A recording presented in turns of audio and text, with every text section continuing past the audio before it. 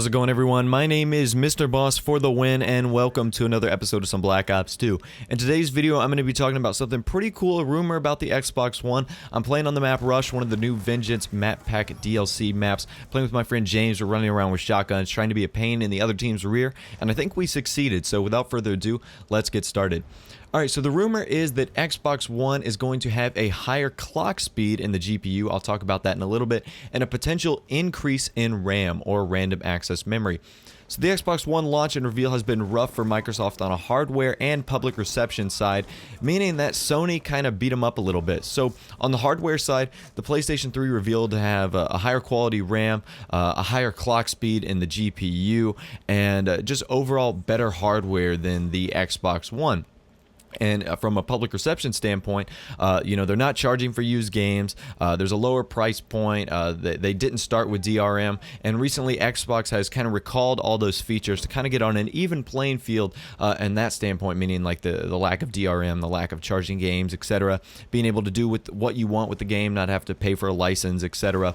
So there seems to be a few things on the hardware side that Xbox and Microsoft has been looking into to fix these. So the first one is the Xbox One GPU, or graphics processing unit, is getting an increase in clock speed. Now, if you recall, the Xbox One's clock speed was about 1.4 gigahertz, and the PS4 was around 2.1. And that's actually a pretty big jump. If it was only like 0.1 or 0.2, it's actually not that bad because that can be made up with different types of RAM.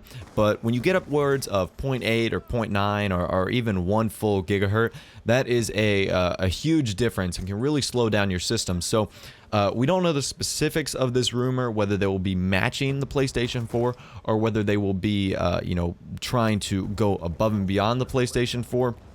But anyways, a jump in GPU speed is good. That's what you want because that's going to handle all of your graphic works. How the game looks, what textures are rendered, how things are rendered, how quickly they're rendered. One of these things, a good example of this is like if you play a game like Skyrim or Minecraft, depending on your graphics processing unit or whether you have render settings on a certain way, mountains will like appear randomly or like a building will just appear.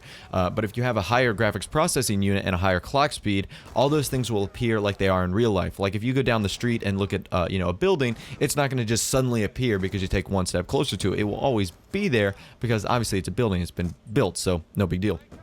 Alright, so the next one is the Xbox One DDR3 RAM will increase from 8 gigabytes to 12 gigabytes, and that is a huge jump, almost offering, what is it, like a 33% better increase, or somewhere like 66% better. I don't know. My math is kind of off right now. I just got done with calculus class, but that is a huge jump. The PS4 uses DDR5 RAM, which is typically much stronger, much powerful RAM, but they're both at 8 gigabytes. Now, 8 gigabytes is kind of like a mid-range PC, but due to the fact that the Xbox One doesn't have to deal with a complex operating system running multiple programs like Photoshop, Skype, Safari, or Firefox, the Word, whatever, 8 gigabytes is fairly strong in the console side.